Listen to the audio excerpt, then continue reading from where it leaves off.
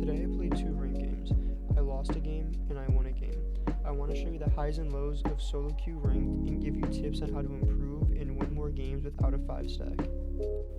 Firstly is warming up. Warming up is really important in solo queue because most of the time you're your own team and the games may feel like a 1v5 if your teammates aren't there for you.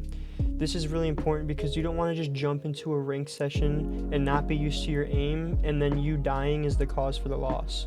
You want to make sure that you're warmed up and ready and understand both operators' recoil control and just their guns in general before you get into the game. I usually do this with both my operators. As you can see, I'm about to do this with my defending operator too, just so I'm used to both of my operators' recoil control before I get into my game. Next is the map phase. A lot of people use the excuse that the reason they're banning the map is because they don't know the maps, but I really think that's a horrible reason when you're in solo queue because you need to know the maps in this game. I think that before you go into any rank session, maybe you should learn the map a little more, and that way before any game you're ready for any map that you have to play in. I think that it's definitely important that you ban the map that annoys you the most, but the reason shouldn't be because you don't know it, and it's definitely good to learn them. Now the operating ban phase. It's really important that you don't just pick a specific operator that annoys you because you want to make sure that your team can play to its fullest potential since you guys already aren't the greatest, team chemistry because you don't know each other. It's really important to ban operators that are really strong, maybe like Jackal like you see there. And Jackal is usually banned every game, but maybe someone like Thatcher, and then on defense someone like Fenrir, just someone who can annoy the team altogether and mess up the flow of things. But obviously, most operator bans are pretty good, so if you can't get the one that you want, that's okay, just move on. Now for actually picking your operator. Me personally, in solo queue, I like to give an operator that gives me a sense of security.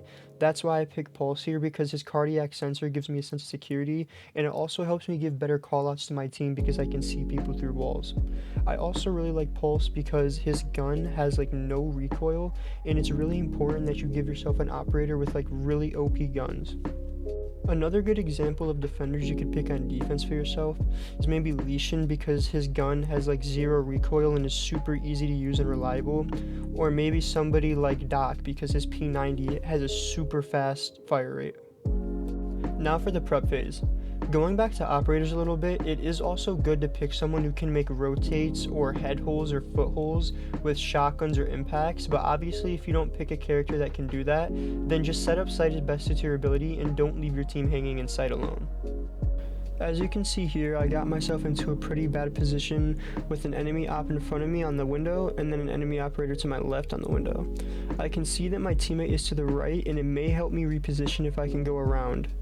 So what I'm going to do here, and I also see that my team is dying, so what I'm going to do is I'm going to reposition, try to take map control again from the other team as my team's dying, and I have to be a little more aggressive because I want to take map control back and make sure that I can get in the best position to win. As you can see, before I'm going into any room, I'm trying to check all the angles so I know that I'm safe.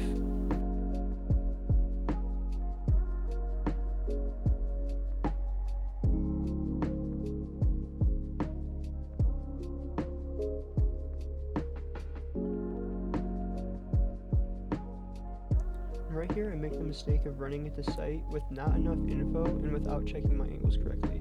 This caused me to get trapped and put into a bad situation and also made my team lose the round. This is why situational awareness is really important, and you need to make sure that you're very careful and aware when you're going into a room, not just blindly running in because you were scared of losing the round. That's also why confidence is super important. Take your time, make sure it's the right time to rush, and make sure when it's not.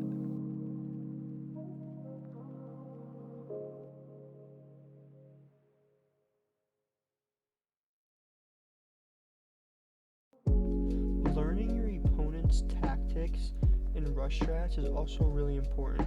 That's why, different from the past rounds, I'm coming right back to site after reinforcing the hatch, is because I noticed that every round they rush in groups very quickly to site, so I didn't want to leave my team to die this time, and I made sure to stay with them. So right here I'm in a bad position. I don't really have an angle, so I'm going to try to reposition into this window right here, and I see somebody, but my aim loses me the fight.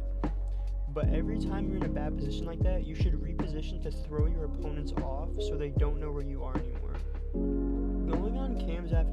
is also really important. After I went on that drone, I could hear somebody on the drone, and I know that somebody's in that room now, and I was able to call it out with the location that's on the bottom middle of the screen right there. And those little location names on the middle of your screen are really helpful for if you don't know the full map knowledge of a map yet. And this is also why learning the maps is so important, because making callouts to your team after you die is really crucial to winning the game. Right here I noticed that my teammate is pushing a little aggressive, so what I'm going to do is I'm going to follow him to possibly get a refrag if he dies. And this isn't baiting because it's not our fault that he's pushing aggressively, I just want to make sure that I'm able to get a kill for his getting killed.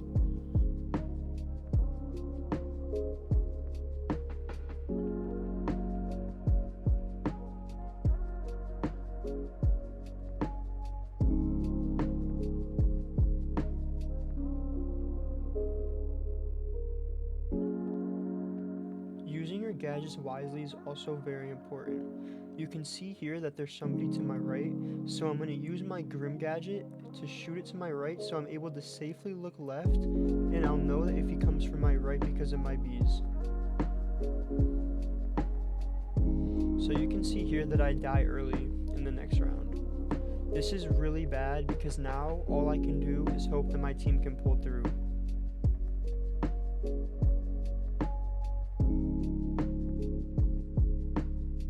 After you die, make sure to get on cams and help your teammates understand where they are.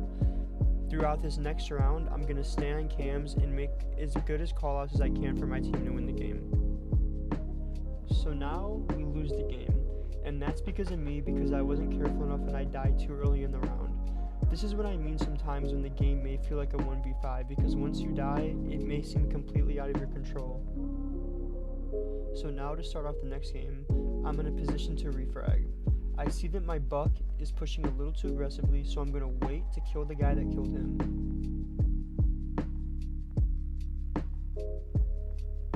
Now before I reposition out of this bad spot, I'm going to use my gadget to let my teammates know if anybody comes to refrag their teammate. And now I'm going to reposition to the front of the building to get a better position on them.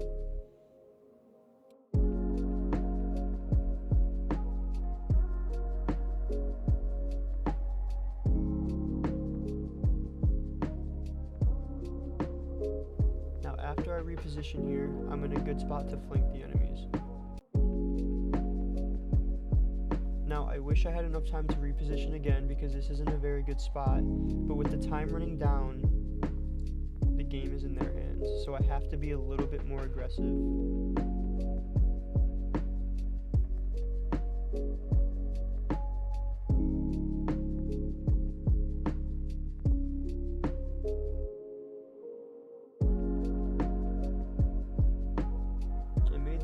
Of not being careful enough to check for traps, but it does still end up working out for me and my team. Another good idea on attacking is to go to areas where enemies commonly show their location on accident. Like on this map Bank, I usually come to this window at the start of each round because I usually get at least one kill. So this is a time where situational awareness is really important. 2v1 situations are really crucial in how you play them. Knowing where your teammate is at is just as important as knowing where the enemy is at. And that's because depending on where your teammate is playing, you can play the opposite side to collapse on the enemy. I see that my teammate is pushing left, so I'm going to distract the enemy by shooting through the wall.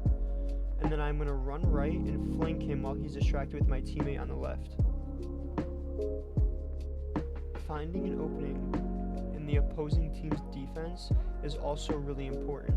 I understand that they're focused on my other teammates that were on the other side of the building, so I'm going to find an opening where I can see them, but they can't see me.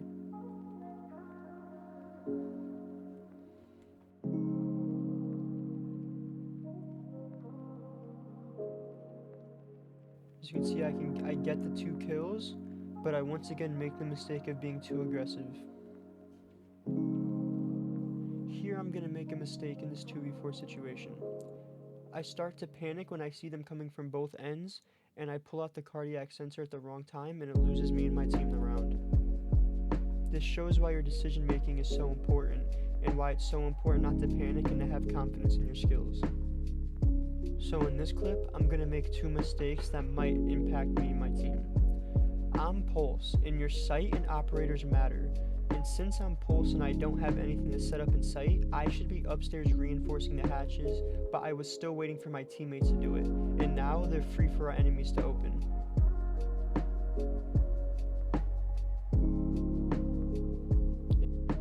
Here's a second mistake.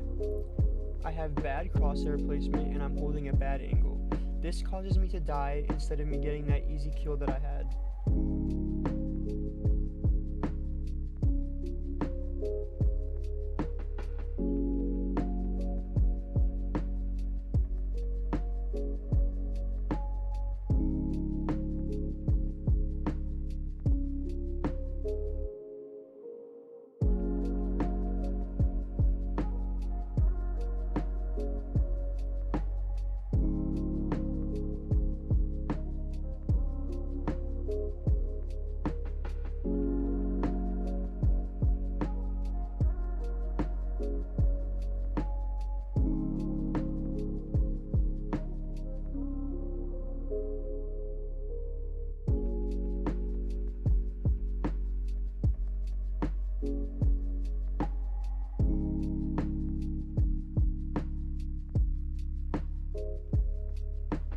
There are my 2 games of solo queue ranked. I hope my tips and my mistakes help you improve and win more games in solo queue ranked. Let me know how they were down in the comments below, and please drop a like and subscribe if you enjoyed. Thank you guys so much for watching the video.